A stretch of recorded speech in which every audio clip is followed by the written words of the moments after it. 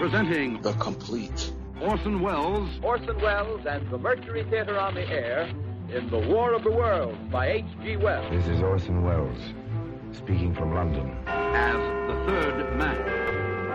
Stand by. We'll be on the air in 15 seconds, Mr. Wells. Yes, I know. Stand by, everybody. Mercury Theater on the Air presents Orson Welles as Count Dracula in his own version of Bram Stoker's great novel, Dracula. What evil lurks in the hearts of men? The shadow knows.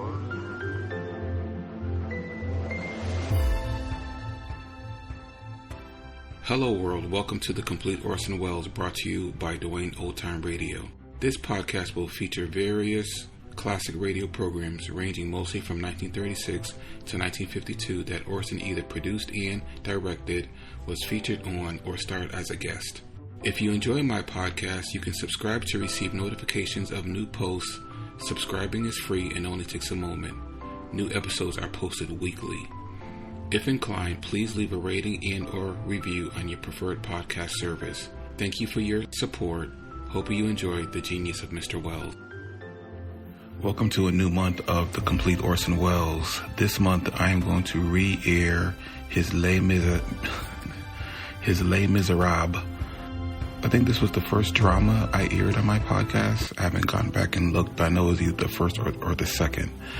And since that was some time ago, for those who missed that one, I'm going to re-air it again 2 years or more later. It's a 7-part series. I'm going to air 2 parts each week of this month, with the last week is going to be 3 parts. So 2 parts this week, 2 parts next week, and so on until the last week of the month will be 3 parts. This week we're going to air the first 2 episodes. The first episode is titled The Bishop, and the second drama is titled Javert. The Bishop aired July 23rd, 1937, and Javert aired July 30th, 1937. So long as these problems are not solved, so long as ignorance and poverty remain on earth, these words cannot be useless. These words set forth the soul and spirit of one of the world's great literary masterpieces, Les Misérables. Out of the depths of his pity for suffering mankind, Victor Hugo drew a compelling story, one that will live so long as bewildered humanity shall continue to grope toward the light. Tonight, WOR and the Mutual Network bring you the first of 7 broadcasts based on this great novel. Each episode will depict some vital development in the epic of Jean Valjean. Orson Welles, author, director, and actor, has assembled a notable cast and offers an interpretation created specifically for radio presentation.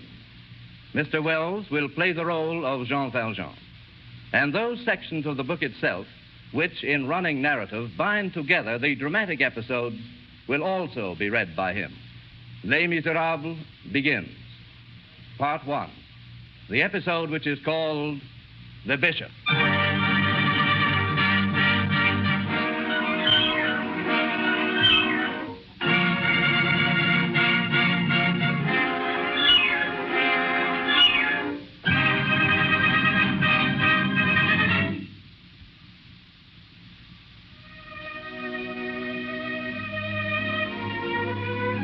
An hour before sundown, on the evening of a day in the beginning of October, 1815, a man traveling on foot was seen entering the little town of D.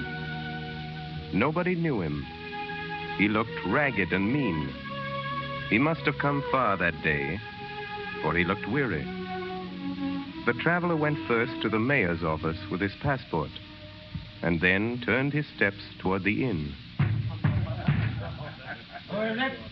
A man who wants food and a bed. One moment, monsieur. Good evening. Is dinner ready? Monsieur, I'm sorry. I cannot receive you. Are you afraid I won't pay you? I have money. I'll pay in advance. I have no room. Well, then, put me in the stable. I'll pay you. I'm sorry. Well, the attic or a corner of the kitchen. I must have lodging. We'll see after dinner. I can't give you dinner. But I'm hungry. I've been walking since sunrise. 12 leagues. I'm hungry. Get out. What do you mean? You heard me. Get out. But I don't understand. Monsieur, I suspected something when I saw you go into the mayor's office. So I sent my boy across to find out. Monsieur, shall I tell you your name? Oh. So you know. The traveler looked at the innkeeper, bowed his head, picked up his knapsack, and went off down the street. If he had turned, he would have seen the innkeeper in his doorway, pointing him out as he went, to the guests of the inn and to the passers-by. Night came on. It had begun to rain. He passed the prison. Mr. Turnkey! Mr. Turnkey! Well, what is it? Mr. Turnkey, your pardon. Will you let me stay here tonight? This is a jail, not a tavern. Get yourself arrested. The traveler did not know the streets. He walked at random. He came to the prefecture and then to the seminary. As he passed the cathedral square, he shook his fist at the church. Then he stopped at a stone bench in the Bishop's Street and lay down there, hoping for sleep. Who was this man? He was a criminal, and he had paid for his crime. He was an ex-convict. He was tried 19 years before, in 1796. My name is Jean Valjean. Prisoner, you are accused of burglary. Have you nothing to say? Yes, Excellency. I was hungry. It was not our concern, prisoner. Proven fact of your guilt is not altered by the circumstance of your stomach. Excellency, I was very hungry. My name is Jean Valjean, Excellency. I come from Brie. My father and mother are both dead, and my sister's husband is dead, too, so she lives with me at Faverolles. She and her little ones. They are hungry, too. Excellency, I'm a pruner at Faverolles, and in the pruning season, I earn 18 sous a day. And that's all. It's very hard, Excellency. It's a very hard winter. There's no work, and there's no bread. No bread at all. Just no bread, Excellency. None. And I can't find any work. And they're all hungry, Excellency. More hungry than me, much. The 7 little ones. And no bread in the house. Prisoner, you were apprehended by police officers in the possession of stolen property. This court has reviewed the charge, and here finds proven finally against the prisoner the crime for which he is on trial, namely the burglary of 1 loaf of bread. Excellency, what does that mean? It means, prisoner, you're a thief. The court finds you guilty. I didn't know I was a thief. Jean Valjean, you are sentenced to 5 years in the galleys. The galleys. 5 years at the oar of a prison ship. The terms of the code were explicit. 5 years in torment. On the 22nd of April, 1797, a great chain was riveted, and Jean Valjean was a part of this chain. He was no longer Jean Valjean. He was 24,601. What had become of the sister? What became of the 7 children? Who cared about that? What becomes of the leaves of the young tree when it's sawed at the trunk?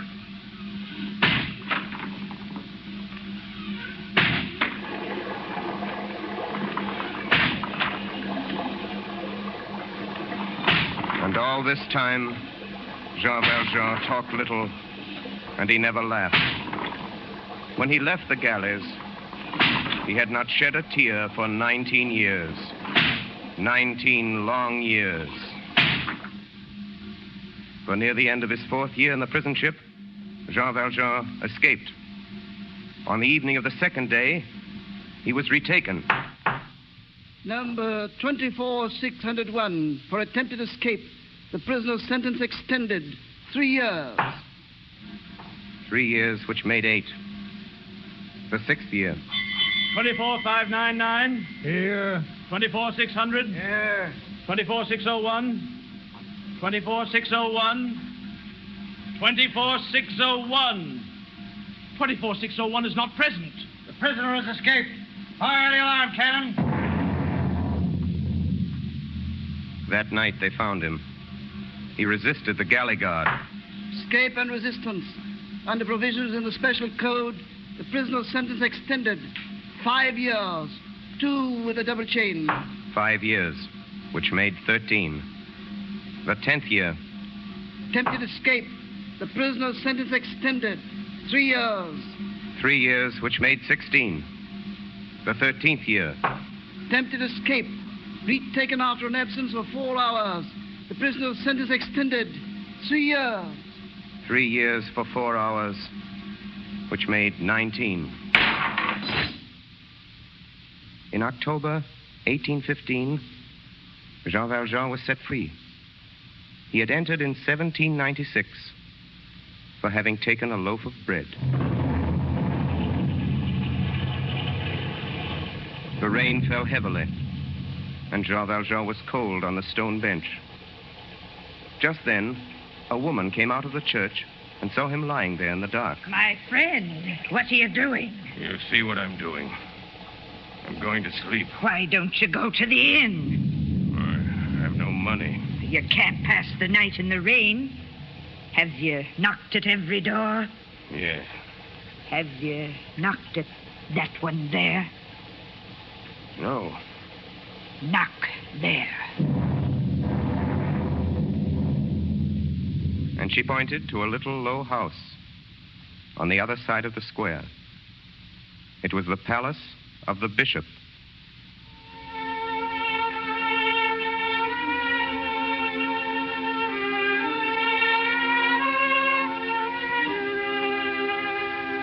This first part of our story is concerned with 2 people. One of them is Jean Valjean, and the other is Charles François Bienvenu Myriel, called Monseigneur Bienvenu, who was the Bishop of D. We must pause to examine this Bishop of D in order to understand what is to follow. One day, he preached this sermon in the cathedral. My very dear brethren, there are in France 346,000 cottages with only one opening, the door. This is because of the tax upon windows. God gives men light, and the law sells it. In the upper and lower out, they make bread once in 6 months. In the winter, it is so hard, they must cut it with an axe. My brethren, behold how much suffering is around you.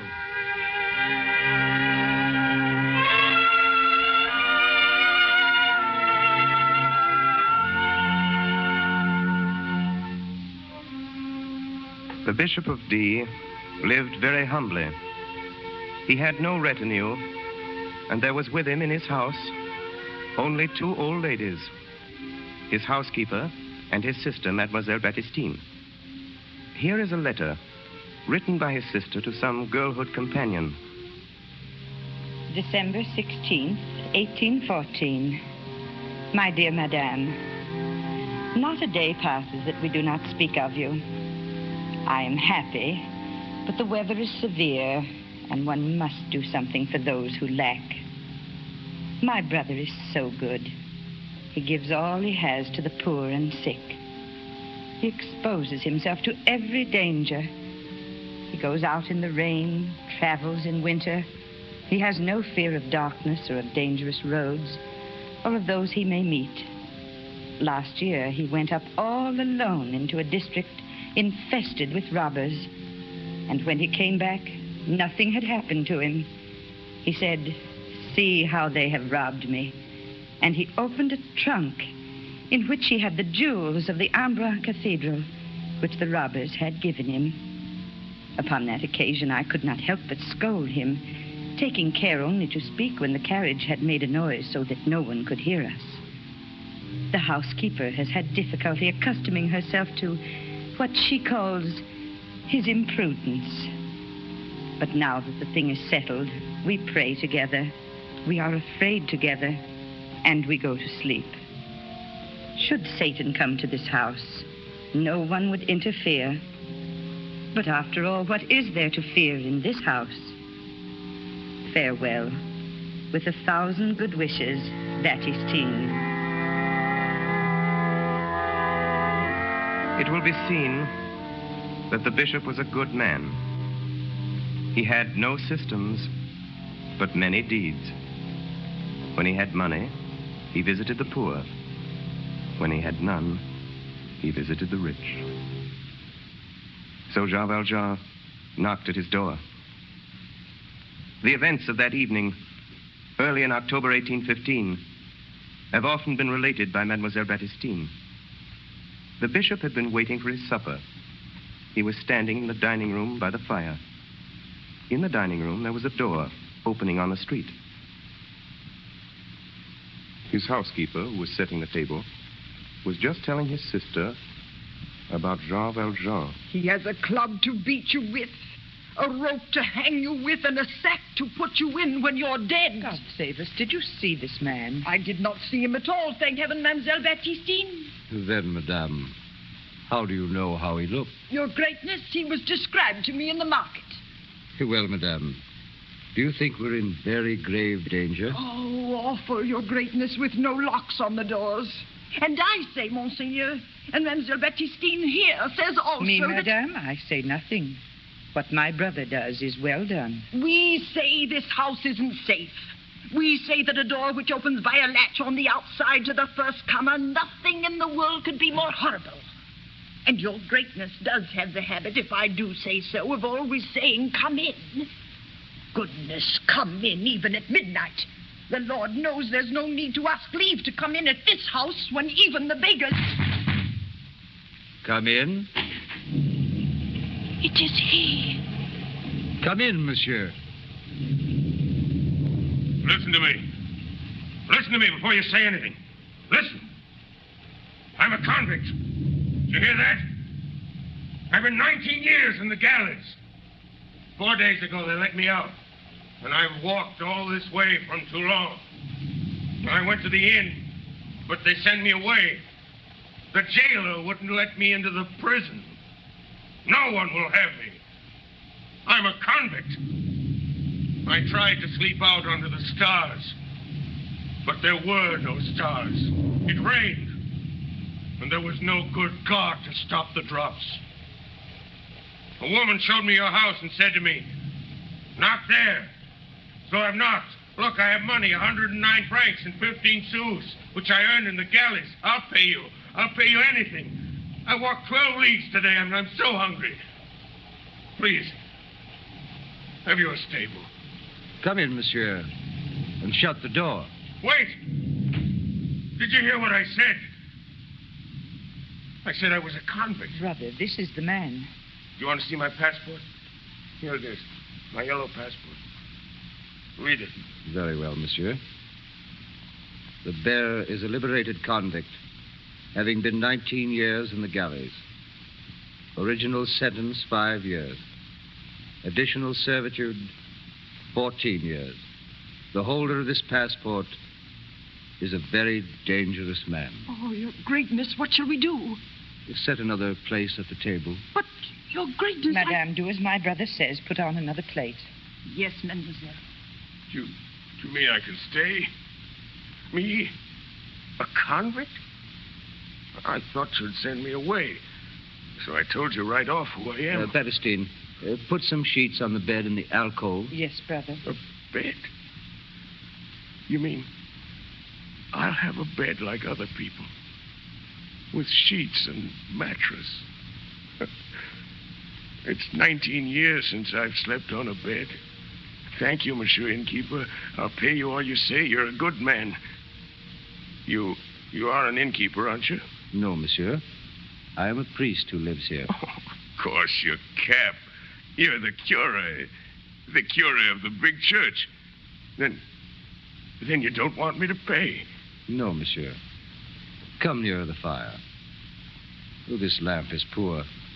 I'll light the candles. I don't understand. I don't understand. You let me, a galley slave, enter your house.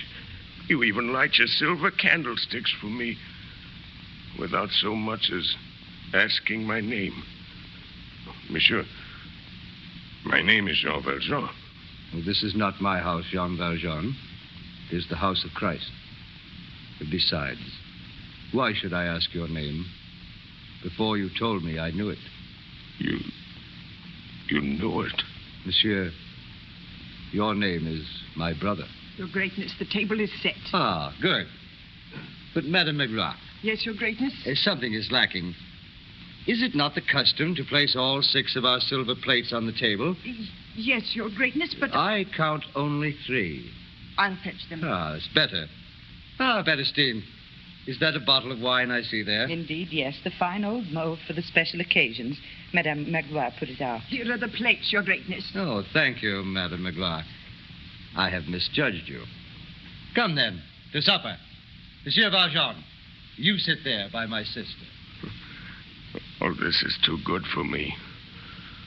Oh, monsieur, if you knew what this means, after 19 years in the chains...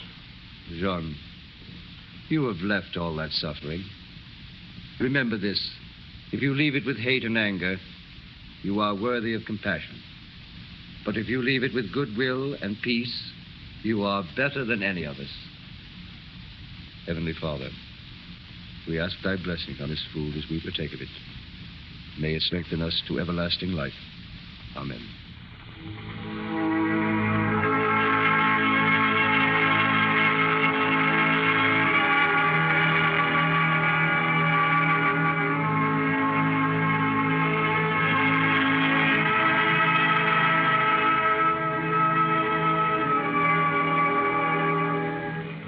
Later, Mademoiselle Baptistine described the progress of this supper in a letter written to a friend. All I can say is that my brother took supper with this Jean Valjean with the same manner he would have used with the provost or the curé of this parish. After we had eaten, my brother turned to him and said, "You must be very tired. I'll show you to your room." He then did so, lighting the way with one of his candlesticks. Madame Magloire and I said our prayers in the parlor and retired to our chambers without saying a word. Jean Valjean lay in his bed that night and thought of the bishop's silver. Those 6 silver plates. He had seen the old housekeeper putting them away in the cupboard. He had marked that cupboard well. Solid silver. They would bring at least 200 francs, double his pay for 19 years' labor. What had been the life of this soul? Society should look into these things. They are its own works. In weariness, in agony, under the whip, under the chain, in the cell, on the convict's bed of plank, under the burning sun of the galleys, Jean Valjean turned to his conscience and reflected. To those who saw him, he seemed looking continually upon something terrible. For human society had done him nothing but injury. No man had ever touched him but to bruise him. Never since childhood had he been greeted with a friendly word. He had no weapon but his hate. He had resolved to sharpen it in the galleys, and he had taken it with him when he went out. So the passport was right. The yellow passport, which described Jean Valjean as a very dangerous man. The next morning at sunrise, the bishop was walking in his garden. Madame Magloire ran up to him, quite beside herself. Monseigneur, your greatness, it's gone. Yes, madame? Monseigneur, it's all gone. And the man with the beard and the yellow passport. Madame, what is gone? Your greatness is silver. It's been stolen. The 6 lovely plates, your only treasure. Oh, Monseigneur, I was right. I should never have put them on the table. He has stolen them. Well, then, let us consider. Yes, Monseigneur. Firstly, did the silver belong to us? No. No, Monseigneur? No. It belonged to the poor. And now, secondly, who was that man? He was a poor man. I suppose so, your greatness, but he knew silver when he saw it, even if he didn't recognize a bishop from a curé. Oh, Monseigneur, it is not myself I'm thinking of, nor of your sister. I worry on your account. What are you going to eat from? Have we no tin plates? Tin smells. Well, then, iron. But iron has such a bad taste. There are always wooden plates. Yes, Monseigneur wishes. But what an idea to take that man. Brother, they've caught the man. Oh, thank God. Have they put him in jail? No, they've brought him here with the silver. They're outside the gate now. Brother, the police want you to identify him. Very well. This is terrible. Show them in. Come along now. Let's have none of your talk. Please. Silence! Prisoner, take your cap off in the presence of the bishop. Bishop. Good morning, Valjean. You recognize him, Monsignor. That's enough. Here is your silver. Yes, but where are my candlesticks? Here are the stolen plates, Monsignor. Were there candlesticks, too? Oh, yes. Yes, they are of silver, like the rest. Valjean, where are my candlesticks? I didn't take them. Madame Magloire, be kind enough to go in and get them. What, Monseigneur? Go get the candlestick. Very well, Monseigneur. Monsieur Valjean, I don't think you understood. I gave you the candlesticks as well. What? What do you mean? Monsignor, the prisoner was running off with your plates. And he told you they were given him by an old priest with whom he had lodged the night. And you brought him here. Yes, Monsignor. Then it's true what he told me? I have given him the silver. Then we can let him go? But of course. Here are your candlesticks, but I must say... Madame Magloire, give them to Monsieur Valjean. Yes, your greatness. Here. But I... Take them, you fool. But they aren't mine. Monsieur, the plates and the candlesticks are yours. Take them.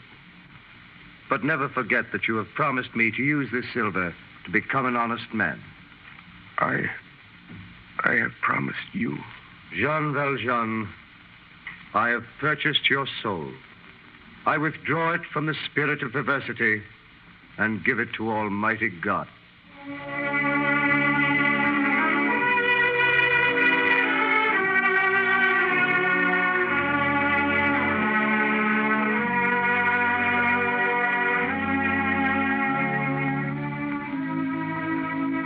Jean Valjean ran out of the city as though he were escaping and made haste into the open country. A little gypsy boy passed by and dropped a penny. Jean Valjean put his foot on it and drove the boy away. Then he picked it up and ran after the boy. But he never found him. He found himself. He knew then that he must conquer or be conquered. He saw before him himself as he was, stick in hand, knapsack on his shoulders, the hideous galley slave, Jean Valjean. He beheld himself face to face and saw at the same time a light like a torch, and he knew that this torch was the bishop. Jean Valjean shrank and vanished. The bishop remained. There came to him the bishop's own words. Jean Valjean, you have promised me to become an honest man. I have purchased your soul. Then his heart swelled up in him, and he burst into tears. It was the first time he had wept in 19 years. How long did he weep thus? What did he do after weeping? Where did he go? No one ever knew. Only one thing is certain. On that very night, at 3 o'clock in the morning, a figure was seen in the attitude of prayer, kneeling upon the pavement, in the shadow, before the door of the Bishop of D.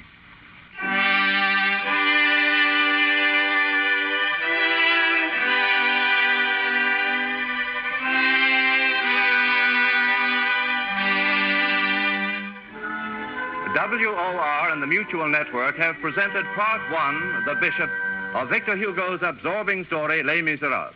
Orson Welles has played the role of Jean Valjean and read the narrative passages of this presentation, which he has prepared specifically for radio broadcasting. Next Friday evening at 10 o'clock Eastern Daylight Saving Time, we shall present Les Misérables in its second episode, which introduces Javert.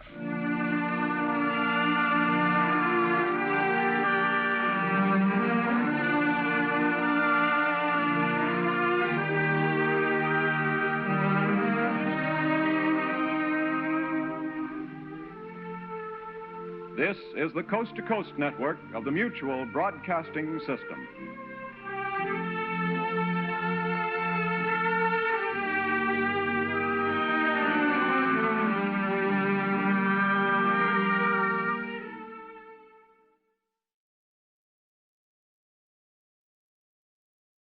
So long as these problems are not solved, so long as ignorance and poverty remain on earth, these words cannot be useless. These words open the second of 7 broadcasts based on Victor Hugo's unforgettable work, Les Misérables. WOR and the Mutual Network present Orson Welles, distinguished young author, actor, and director, in an adaptation of this novel which he has made especially for radio. Mr. Welles plays the role of Jean Valjean, and he is also heard reading from the book itself as he binds together the dramatic action. Each broadcast unfolds a moving chapter in the progress of Valjean. Last week, we pictured the meeting of Jean Valjean with the bishop and the regeneration of his tormented soul. Les Misérables, Part 2, the episode which is called Javert.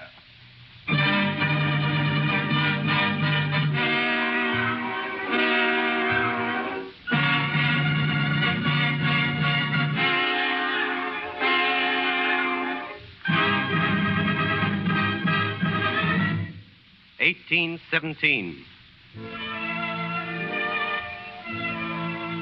Napoleon was at St. Helena.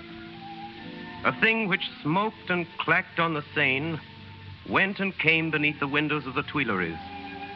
It was a sort of toy called the steamboat. 1817. It was in this year that 4 young gentlemen of Paris played a joke on their sweethearts. One of these young gentlemen was Félix Tholomyès, and his sweetheart was Fantine.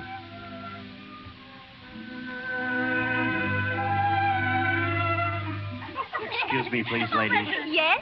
What is it? It's something your gentleman left for you. Well, there's no address. See what's written on it, Fantine. It says, "This is the surprise." What's inside? Just a moment. Sweetheart, at the moment when you read this, 4 mettlesome horses will be bearing us back to our mammas and papas. We are returning to society, to duty, and to order on a full trot at the rate of 3 leagues an hour. Mourn for us rapidly and replace us speedily. Adieu. Signed Blancheville, Famille Listolet, and Félix Tholomyès. P.S. The dinner is paid for.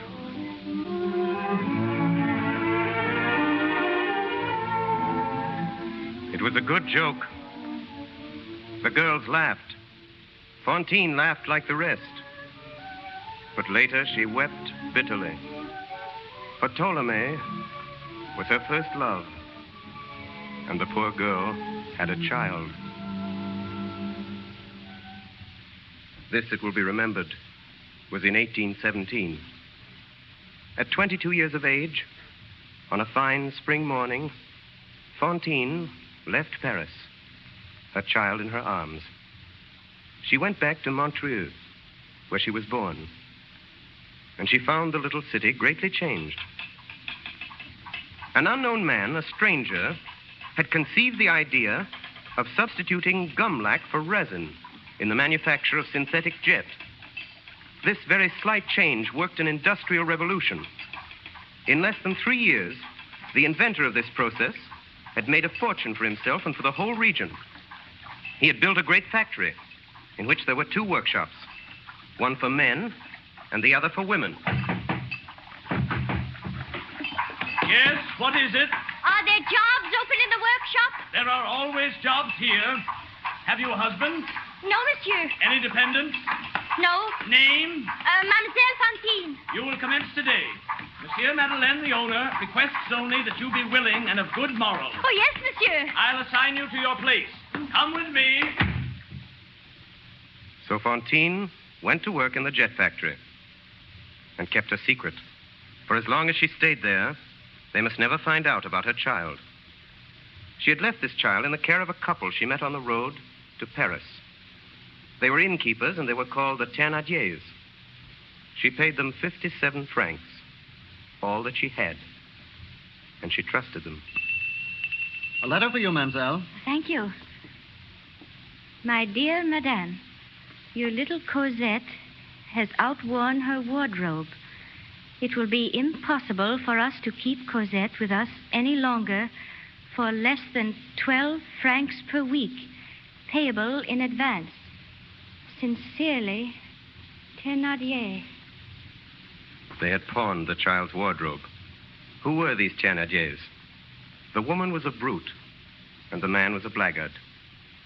But Fantine knew nothing of this, and she sent them the money. The child's clothes being gone, they dressed her in rags.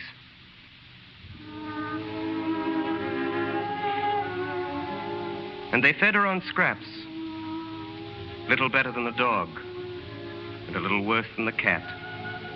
They put her to work. She was made to run errands, to sweep the rooms and the yard and the street. In the village, they called this little child the lark.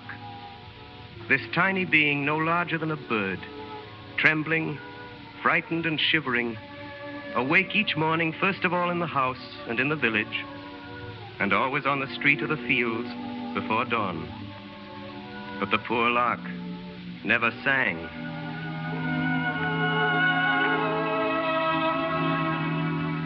Fantine took a small room and furnished it on the credit of her future labor. She worked hard, thought of nothing but Cosette, and was almost happy. Not being able to say she was married, she took care not to speak of her child. But the women began to whisper in the workshop, and Fantine was watched. More than a few were jealous of her fine teeth and her golden hair. Mademoiselle. Oh, yes, monsieur. You have been with us in this establishment for over a year. Here are 50 francs. 50 francs? They are donated by your employer, Monsieur Madeleine.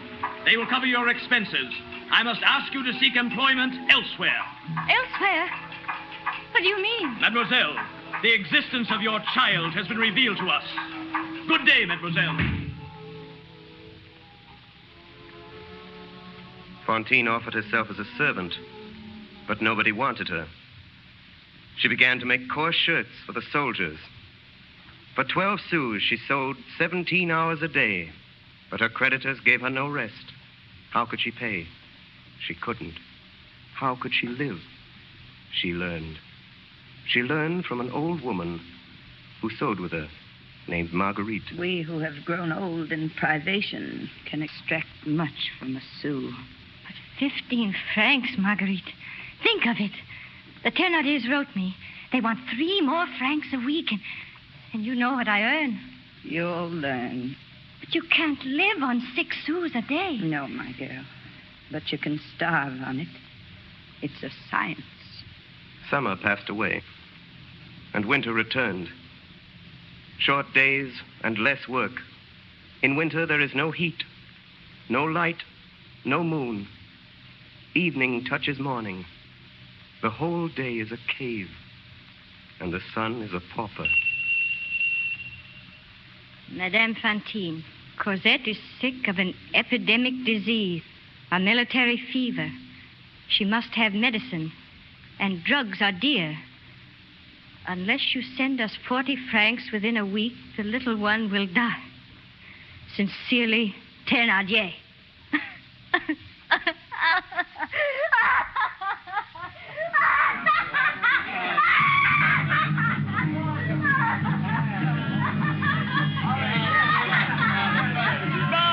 And unguents, lotions and scents, the secrets of the Orient.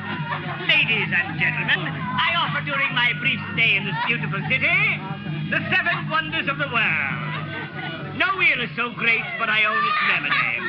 Heartaches and toothaches, the elixir of life, the powder of love, the pill against pain. If your teeth hurt you, I will pull them out. Would you look beautiful, I will put them in. I have whole sets of teeth complete for your pleasure. Pearly teeth. Teeth for any mouth. Ah, you there. You girl who is laughing there. You have pretty teeth. Tell me your 2 incisors, and I'll give you a gold Napoleon for each of them. What's that? What are incisors? Incisors, young lady, are the front teeth in the head. The 2 pretty upper ones. Oh. Consider my beauty. 2 gold Napoleons, 40 francs. How much good will they do you? If you've got the courage for it, come this evening to the inn, and you will find me there. Oh, no. Hold on, don't run away. Hold on. Come back.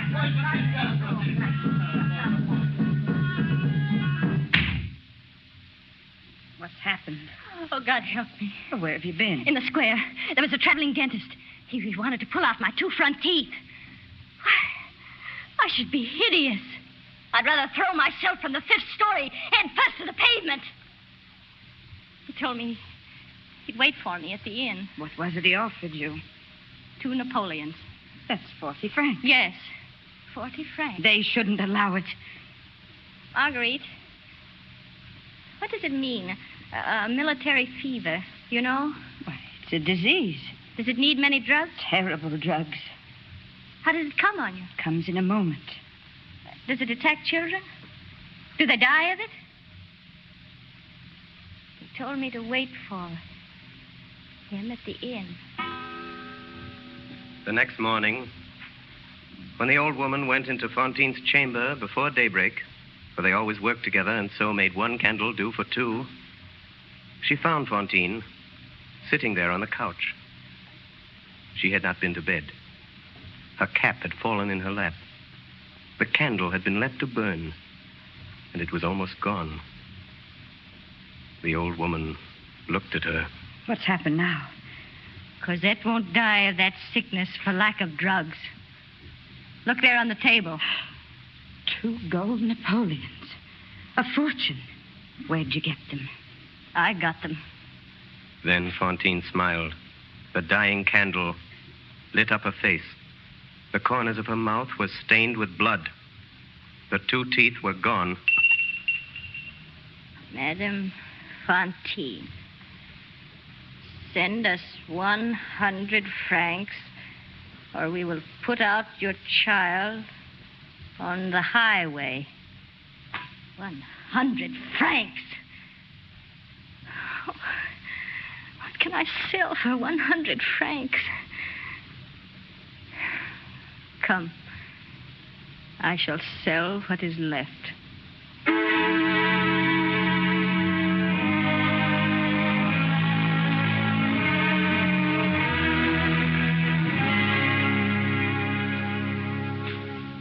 What is the history of France? It is society buying a slave. From whom? From misery. A soul for a bit of bread. Alas, what are these destinies? Why are they so? He knows that sees all the shadow. He is alone. His name is God.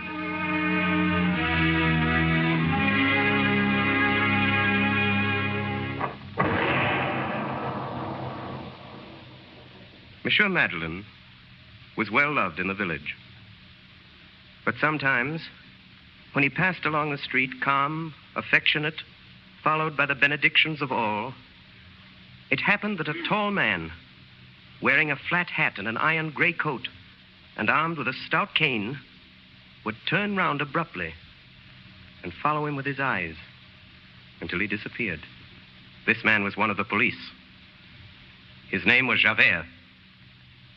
The peasants of Asturias believe that in every litter of wolves there is one dog which is killed by the mother, lest on growing it should devour the others. Give a human face to this dog son of a wolf, and you will have Javert. This man laughed rarely and terribly, and around his nose there was a wrinkle as broad and wild as the muzzle of a fallow deer. Javert with an eye always fixed upon Madeleine.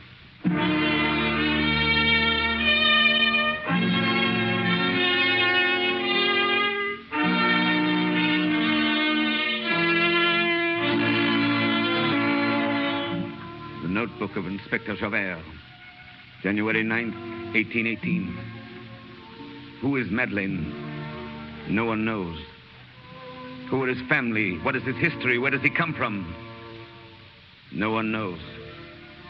He is popular for his deeds of charity, which are done secretly as though they were bad deeds. He's been offered the Legion of Honor. He's refused it. Who is that man? I cannot be sure of what I guess, but I know well I have seen him before.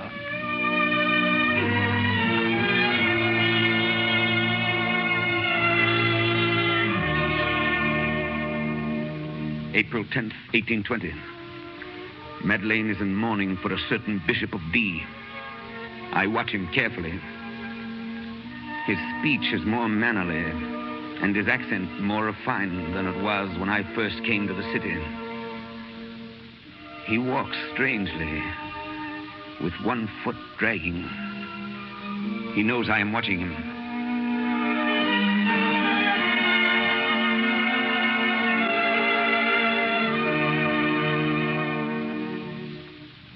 August 17th, 1822.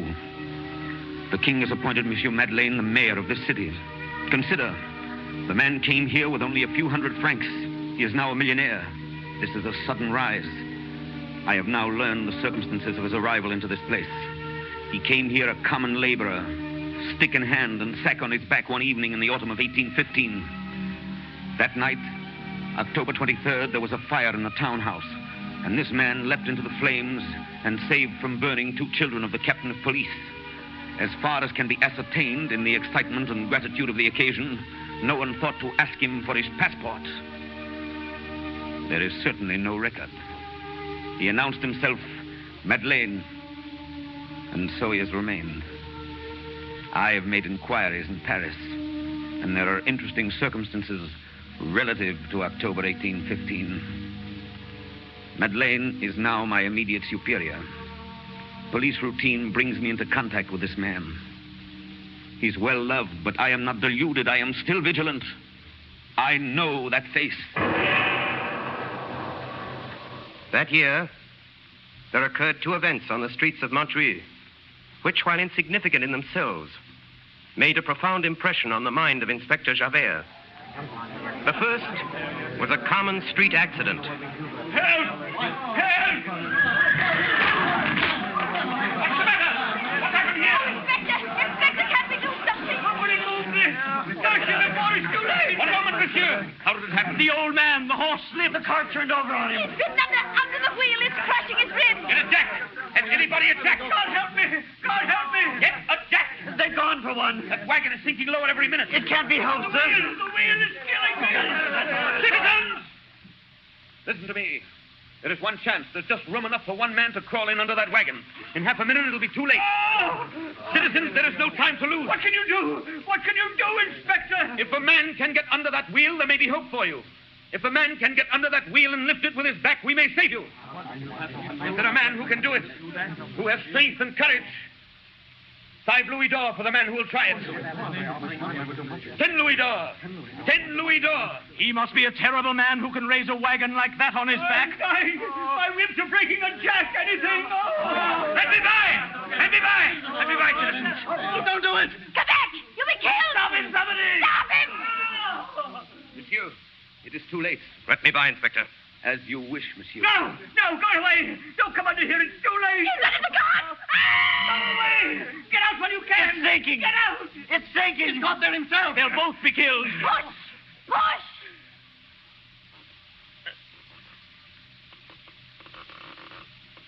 It's lifting.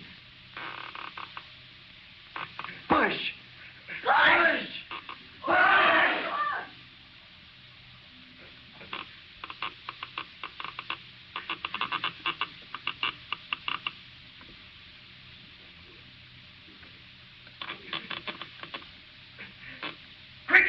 Quick, all together! It's moving! You're God, monsieur! That's what you are! God! Monsieur, you are a brave man. Thank you, Inspector. In all my life, I have known only one man capable of doing what I have just seen you do. He was a convict in the galleys at Toulon. Good day, Inspector. Good day, Monsieur Madeleine. That was the first incident. The second to impress Inspector Javert of the police took place on an evening in January, 5 months later. It was snowing. A woman, a rueful, bedizened spectre, her shoulders bare in a gaudy ballroom dress, stood waiting in the street before the door of the officers' cafe. A well-dressed idler was amusing himself tormenting this woman. Well, aren't you the ugly one? Oh, sulking tonight. All right, your haughtiness. Turn your back on me. You'll pay for it. Little snow will be good medicine. Down your shoulder blades like this.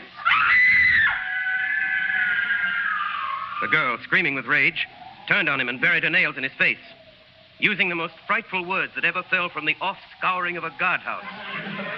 A large crowd formed about them. The man, hatless, defending himself. The woman, kicking and striking, shrieking, toothless, and without hair, livid with anger and hideous. Suddenly, a tall man advanced quickly from the crowd and seized her by her muddy satin waist. Their tormentor stole away. The woman turned pale with horror. She recognized Javert. Stop. Go home, all of you. It is not permitted that crowds form on the streets. Gentlemen, disperse. Young woman, I must take you to prison. Come with me. To prison? Oh, no, monsieur. What is your name? Fantine. I have a good memory. This time it's 6 months. 6 months? 6 months in prison? Oh, no. No, I must earn money. I still owe 100 francs to the Thénardiers. I must ask you not to cause a disturbance. Oh, Monsieur Javert, please. I swear to you by the good God, I was not in the wrong. Have they the right to throw snow down our backs? He said you're ugly. You've no teeth. I know I've no teeth, but I didn't do anything. No? What of his hat in the snow? Well, I did wrong to spoil his hat, but you can't imprison me for that. I must pay 100 francs so that they'll turn out my Cosette. She's such a little one they would put out in the highway in the very heart of winter. If she were older, she could earn a living, but she's not yet sick. Come along. I've heard your story. You have 6 months. Oh, mercy, no! Up, you fool! Do I have to drag you? One moment, if you please. Let me help you. Citizen, I warn you, don't obstruct the course of justice. There, mademoiselle. You'll be all right. This is insolent. Who are you? My name is Madeleine. The mayor. Your pardon, monsieur.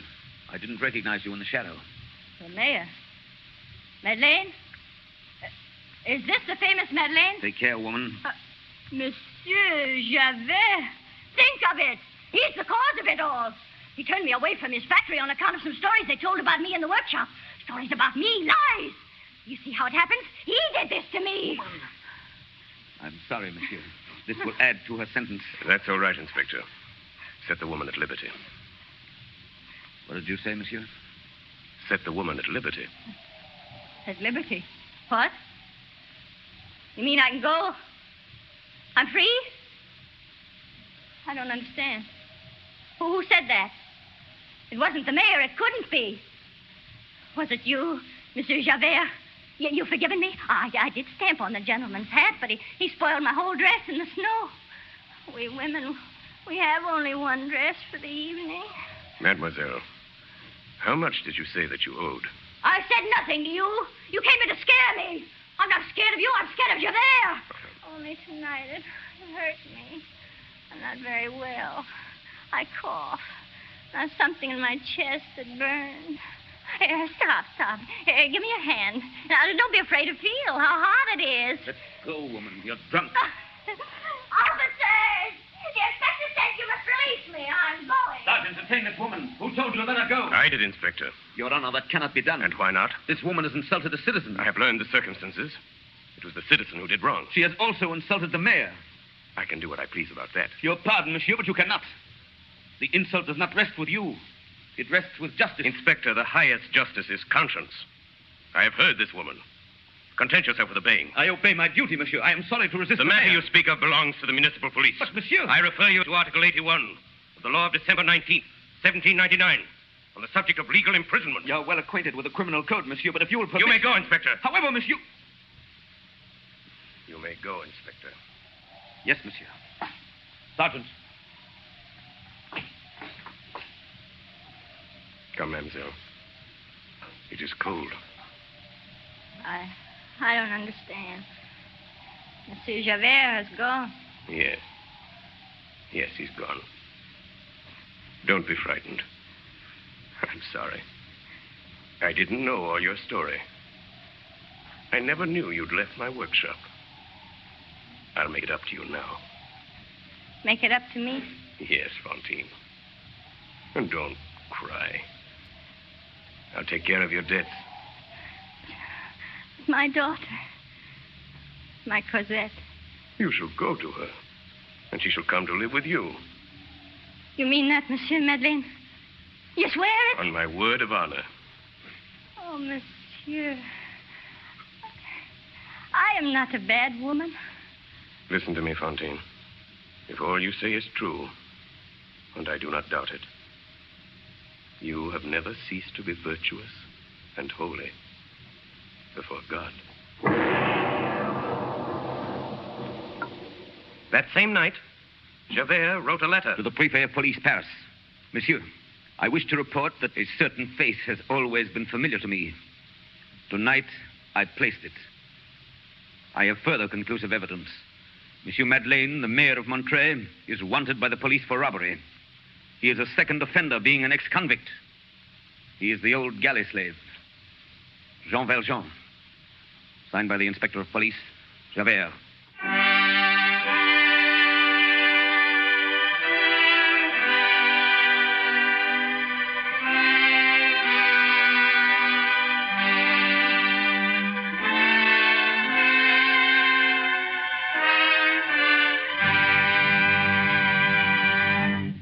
WOR and the Mutual Network have presented Part 2 of Victor Hugo's compelling novel, Les Misérables, the episode which introduced Javert.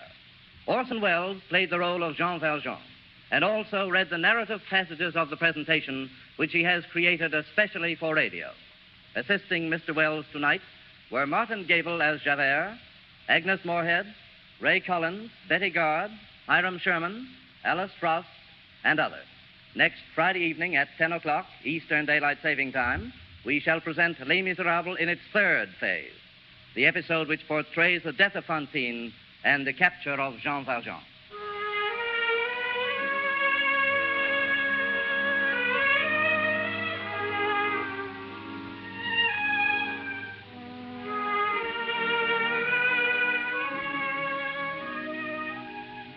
This is the coast-to-coast network of the Mutual Broadcasting System.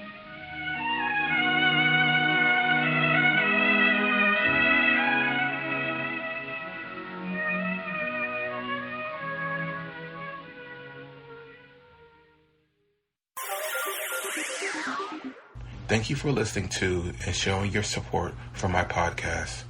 If you would like to receive notifications of when new episodes are posted, please subscribe to my channel. Subscriptions are 100% free, and they really help me get an idea of how I'm doing.